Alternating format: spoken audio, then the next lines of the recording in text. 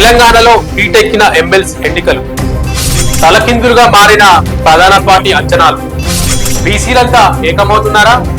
ఇప్పటి వరకు ఎమ్మెల్సీ ఎన్నికల్లో అధికార పార్టీ గెలిచిన దాఖలాలు లేవు. బీఆర్ఎస్ పార్టీ సపోర్ట్ ఎవరికి? పట్టభద్రుల తీర్పు ఎలా ఉండబోతుంది?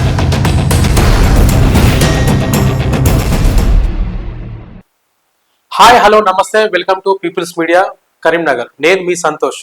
తెలంగాణ రాష్ట్రంలో ఉత్తర తెలంగాణ ఒక హాట్ టాపిక్ గా మారింది. త్వరలో జరగబోయేటువంటి పట్టభద్రుల ఎమ్మెల్సీ ఎన్నికల నేపథ్యంలో ఎవరైతే పోటీ చేస్తున్న అభ్యర్థులు ఉన్నారో జోరుగా ప్రచారం చేయడం జరుగుతుంది.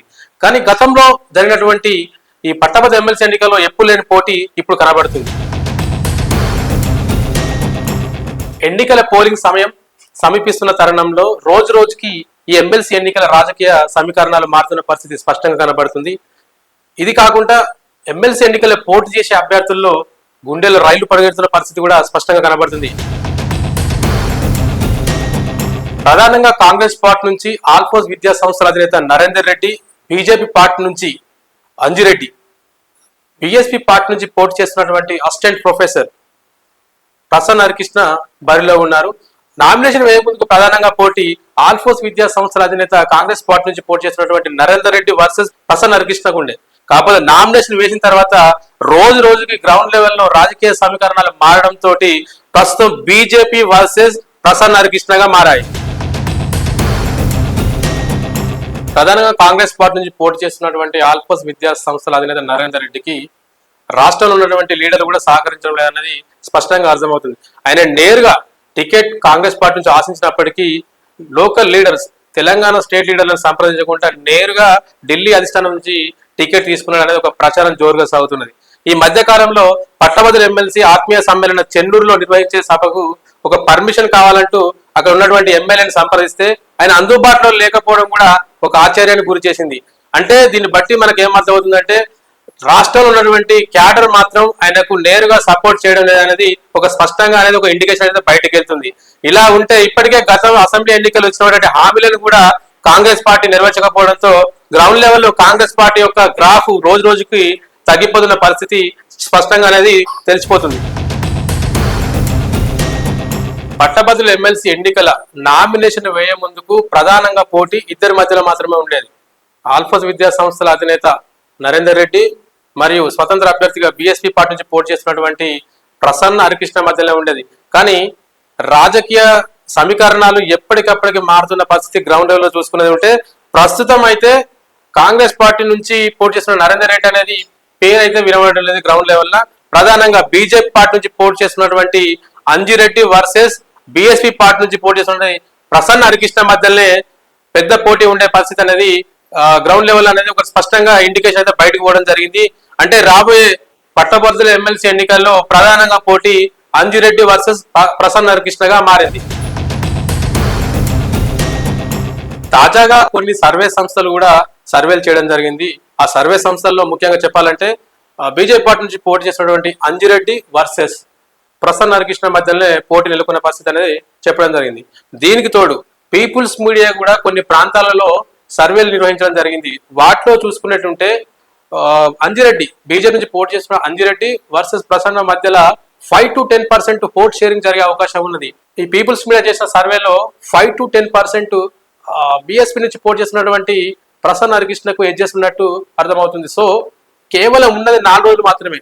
ఇప్పటి వరకు తాజా సర్వేల ప్రకారం ప్రసన్న హరికృష్ణకు ఎడ్జ్ చేస్తుంటే కొంత గ్రౌండ్ లెవెల్లో చూసుకునేది ఉంటే ఈ 4 నియోజకవర్గాలలో పట్టభద్రుల ఎమ్మెల్సీ ఎన్నికల్లో కరీంనగర్, ఆదిలాబాద్, నిజామాబాద్, మెదక్ ఈ 4 నియోజకవర్గాలలో కూడా సిట్టింగ్ ఎంపీ ఎవరైతే ఉన్నారో వాళ్ళు బీజేపీ పార్టీ చెందిన వాళ్ళే. 7 అసెంబ్లీ కాన్ఫరెన్స్ లో కూడా ఎమ్మెల్యేలు బీజేపీ వాళ్ళు ఉన్నారు. దీంతో ఈ 3 రోజులలో ప్రచారం ఇట్లా ఇప్పటికే వాళ్ళు తిరగడం జరుగుతుంది. కేంద్ర మంత్రి కిషన్ రెడ్డి కూడా ఈ రోజు నిజామాబాద్ లో ప్రచారం జరిగింది, మెదక్ లో కూడా ప్రచారం జరిగింది. మరికొద్ది రోజులు ఇప్పుడు ఉన్న సమయంలో ప్రచారం చేస్తే ఇప్పటి వరకు ఉన్న ఓటింగ్ శాతం ప్రసన్న హరికృష్ణది గ్రౌండ్ లెవెల్లో కూడా కొన్ని మార్పులు చేర్పులు జరిగితే ఖచ్చితంగా బీజేపీ పుంజుకుంటుందనేది అర్థమవుతుంది. అదే విధంగా చూసుకున్నట్టయితే ప్రసన్న హరికృష్ణ ఆయన గతంలో ఉస్మానియా యూనివర్సిటీలో పీజీ చదువుకున్నటువంటి తరుణంలో ఏబీవీపీ ఆర్గనైజేషన్ లో కూడా పనిచేయడం జరిగింది. దీనికి తోడు ఈ 4 నియోజకవర్గాలలో కరీంనగర్, ఆదిలాబాద్, మెదక్, నిజామాబాద్ ఈ 4 నియోజకవర్గ ప్రాంతాలలో ఆయనకు ఏవీపీ ఆర్గనైజేషన్ తో సంబంధాలు ఉన్నాయి, ఆయన మిత్రులు కూడా ఉన్నారు. సో బీజేపీకి పడాల్సిన ఓట్లు కూడా, ఏదైతే బీజేపీ పార్టీ నుంచి పోటీ చేస్తున్నటువంటి అంజిరెడ్డికి కూడా పడాల్సిన ఓట్లు కూడా ప్రసన్నకు కూడా మారే అవకాశం ఉన్నది. సో ప్రసన్నకు కూడా ఏవీపీ ఆర్గనైజేషన్ పనిచేసినటువంటి మిత్రులతోని ఓటింగ్ శాతం పెరిగే అవకాశం ఉంది. ఈసారి జరిగే ఎమ్మెల్సీ ఎన్నికల్లో కూడా బీఆర్ఎస్ పార్టీ ఒక హాట్ టాపిక్ గా మారింది. ఎందుకంటే గతంలో 2019లో జరిగినటువంటి పట్టభద్రుల ఎమ్మెల్సీ ఎన్నికల్లో పోటీ చేయకుండా బ్యాక్ ఎండ్ సపోర్ట్ చేయడం జరిగింది. అప్పటి చంద్రశేఖర్ గౌడ్ ఎవరైతే ఉన్నారో ఆయనకు సపోర్ట్ చేయడం జరిగింది. ఈసారి జరిగే ఎన్నికలలో కూడా మరి ఎవరికి సపోర్ట్ చేస్తారన్నది ఇంకా స్పష్టంగా క్లారిటీ రాలేదు. అంటే బీజేపీ సపోర్ట్ చేస్తుందా, లేకపోతే కాంగ్రెస్ సపోర్ట్ చేస్తుందా, లేదా బీఎస్పీ పార్టీ నుంచి పోటీ చేస్తున్నటువంటి ప్రసన్న హరికృష్ణ చేస్తుందా, వాళ్ళ పార్టీ నుంచి ఫార్వర్డ్ బ్లాక్ నుంచి పోటీ చేసినటువంటి రవీందర్ సింగ్ ఇట్లా పోటీ చేస్తా అనేది కూడా క్లారిటీ రాలేదు. కాకపోతే బీఆర్ఎస్ పార్టీ నుంచి వచ్చేటువంటి ఓట్లే ఈ గెలుపు ఓటములకు కీలకంగా మారనున్నాయి. రేపు జరిగే ఎమ్మెల్సీ ఎన్నికల్లో ప్రధానంగా కాంగ్రెస్ పార్టీ నుంచి, బీజేపీ పార్టీ నుంచి పోటీ చేస్తున్నటువంటి అభ్యర్థులకు సవాల్గా మారాడు ప్రసన్న హరికృష్ణ. ఎందుకంటే సిట్టింగ్ స్థానాన్ని కాపాడుకోవాలని కాంగ్రెస్ పార్టీ ముమ్మర ప్రయత్నాలు చేస్తున్నప్పటికీ కేంద్రంలో అధికారం ఉన్నటువంటి బీజేపీ పార్టీ ఎట్లయినా పావులు కలిపి విజయం సాధించాలని ముమ్మరంగా ప్రచారం చేస్తున్నప్పటికీ రెండు ప్రధాన పార్టీలు ఏవైతే ఉన్నాయో కాంగ్రెస్ బీజేపీకి టఫ్ ఫైట్ ఇచ్చే వ్యక్తి ఎవరైనా ఉన్నారంటే బీఎస్పీ పార్టీ నుంచి పోటీ చేస్తున్నటువంటి ప్రసన్న హరికృష్ణ. అదే విధంగా చూసుకున్నట్టయితే గతంలో 2007 సంవత్సరంలో ఎమ్మెల్సీ ఎన్నికలు జరగడం జరిగింది. అప్పటి ఉమ్మడి ఆంధ్రప్రదేశ్ లో ప్రధానంగా కాంగ్రెస్ పార్టీ అధికారం ఉన్నది. అప్పుడు బీఆర్ఎస్ పార్టీ నుంచి పోటీ చేసిన వ్యక్తి ఎం సత్యనారాయణ గెలిపొందడం జరిగింది. తర్వాత ఆయన రాజీనామా చేయడంతో మళ్ళీ ఉప ఎన్నిక రావడంతో అప్పుడు కూడా కాంగ్రెస్ పార్టీ అధికారంలో ఉంది. మళ్ళీ బీఆర్ఎస్ పార్టీ నుంచి పోటీ చేసినటువంటి నారదస్ లక్ష్మణరావు గారు గెలవడం జరిగింది. 2013 అంటే తెలంగాణ రాష్ట్రం ఏర్పడే ముందుకు కాంగ్రెస్ పార్టీ అధికారంలో ఉంది. అప్పుడు కూడా స్వామి గౌడ్ బీఆర్ఎస్ పార్టీ నుంచి పోటీ చేయడం జరిగింది. ఆ జరిగినటువంటి క్రమంలో కూడా అధికారంలో ఉన్నటువంటి కాంగ్రెస్ పార్టీ గెలవలేదు. తెలంగాణ రాష్ట్రం ఏర్పడిన తర్వాత 2019లో జరిగినటువంటి పట్టభద్రుల ఎమ్మెల్సీ ఎన్నికలలో కూడా కాంగ్రెస్ పార్టీ నుంచి పోటీ చేసినటువంటి వ్యక్తి జీవన్ రెడ్డి, బీఆర్ఎస్ పార్టీ నుంచి పోటీ చేస్తున్నటువంటి చంద్రశేఖర్ గౌడ్ కూడా ఓడిపోవడం జరిగింది. సో ఓవరాల్ గా చూసుకున్నట్టయితే అధికారంలో ఉన్నటువంటి పార్టీలు కూడా ఎమ్మెల్సీ ఎన్నికలలో గెలుపొందిన దాఖలాలు కూడా ఎక్కడో కనబడలేదు. సో ఇదే ఈ ఎమ్మెల్సీ ఎన్నికల్లో రిపీట్ అయితే మాత్రం రాష్ట్రంలో అధికారంలో ఉన్నటువంటి కాంగ్రెస్ పార్టీకి కష్టంగా మారున్నట్టు తెలుస్తుంది. అదే విధంగా చూసుకుంటే ఒకవేళ రేపు జరిగేటువంటి ఎమ్మెల్సీ ఎన్నికలలో బీజేపీ పార్టీ నుంచి పోటీ చేసినటువంటి అంజిరెడ్డి వర్సెస్ ప్రసన్న హరికృష్ణగా మారే అవకాశాలు, ఈక్వేషన్లు గ్రౌండ్ లెవెల్లో మారే అవకాశాలు ఉన్నాయి. ప్రధానంగా ఇటీవల కాలంలో బీసీ కార్డ్, బీసీలు రాజ్యాధికారం చేపట్టాలని ఒక నినాదం అయితే బయటకు వెళ్ళింది.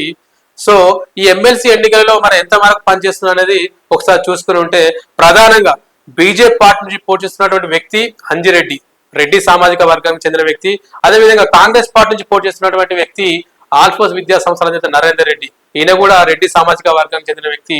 వీళ్ళిద్దరిలో చూసుకుని ఉంటే ఇండిపెండెంట్ బీఎస్పీ పార్టీ నుంచి పోటీ చేస్తున్నటువంటి వ్యక్తి ప్రసన్న హరికృష్ణ. ఎందుకంటే ప్రధానంగా పోటీలో చాలా మంది ఉన్నప్పటికీ పేర్లు మాత్రం ఈ ముగ్గురే వినబడుతున్నాయి. కాబట్టి ఈ తెర మీదకి వచ్చినటువంటి బీసీ కార్డ్ ఏదైతే ఉందో బీసీలంతా ఏకమై ఒకవేళ ప్రసన్న హరికృష్ణకు మాత్రం సపోర్ట్ చేస్తే గెలుపు అనేది ఆయనకు సునాయాసంగా మారే అవకాశం ఉన్నట్లు ఒక ఇండికేషన్ అయితే బయటికి పోతుంది. అదే విధంగా పీపుల్స్ మీడియా తరఫున వివిధ ప్రాంతాలలో జరుగుతున్నటువంటి ఎమ్మెల్సీ ఎన్నికలలో కరీంనగర్, ఆదిలాబాద్, నిజామాబాద్, మెదక్ కొన్ని ప్రాంతాలలో మేము సర్వే చేయడం జరిగింది. ఆ సర్వే చేసినప్పుడు కూడా పట్టభద్రులను కలిసినప్పుడు చాలా రకాల విషయాలు చెప్పడం జరిగింది, వెల్లడించడం కూడా జరిగింది. ముఖ్యంగా బీజేపీ పార్టీ నుంచి ఇటు కాంగ్రెస్ పార్టీ నుంచి, బీజేపీ పార్టీని చూసుకుని ఉంటే గతంలో ఆయన ఉస్మానియా యూనివర్సిటీలో ఏబీవీపీ ఆర్గనైజేషన్ లో పనిచేయడం జరిగింది. ఆ సంబంధించిన వరకు పట్టభద్రులను అడిగితే బీజేపీ పార్టీ నుంచి 10 to 12% ఓటు బీజేపీ నుంచి ప్రసన్న హరికృష్ణకు పడే అవకాశం ఉన్నట్లు ఆ పట్టభద్రులు కూడా చెప్పడం జరుగుతుంది. అదే విధంగా కాంగ్రెస్ పార్టీ నుంచి, ముఖ్యంగా కాంగ్రెస్ పార్టీ నుంచి కూడా ఆయన టికెట్ ఆశించడం జరిగింది. టికెట్ ఇవ్వకపోవడంతో నరేందర్ రెడ్డికి పడవలసిన ఓట్లు కూడా 10 to 15% కూడా 10 నుంచి 15% కూడా నరేందర్ రెడ్డి నుంచి కూడా ప్రసన్నకు మెర్చే అవకాశం ఉన్నట్లు గ్రౌండ్ లెవెల్లో స్పష్టంగా పట్టభద్రులు చెప్పడం జరిగింది. సో ఓవరాల్ గా చూసుకునేది ఉంటే ఇవన్నీ ప్రసన్న హరికృష్ణకు కలిసి వచ్చే అవకాశాలుగా కనబడుతున్నాయి. ఇప్పటి వరకు ఇంకా ఎమ్మెల్సీ ఎన్నికల పోలింగ్ 4 రోజులు మాత్రమే ఉంది. ఇప్పటి వరకు చూసుకుని ఉంటే 5 to 10% ప్రసన్న హరికృష్ణ ఎడ్జ్ లో ఉన్నాడు. సో ఇది ఈ వీడియో. రేపటి రోజున ఎక్స్క్లూజివ్ వీడియోతో మీ ముందుకు రాబోతున్నాను. People's media digital Karimnagar, Santosh.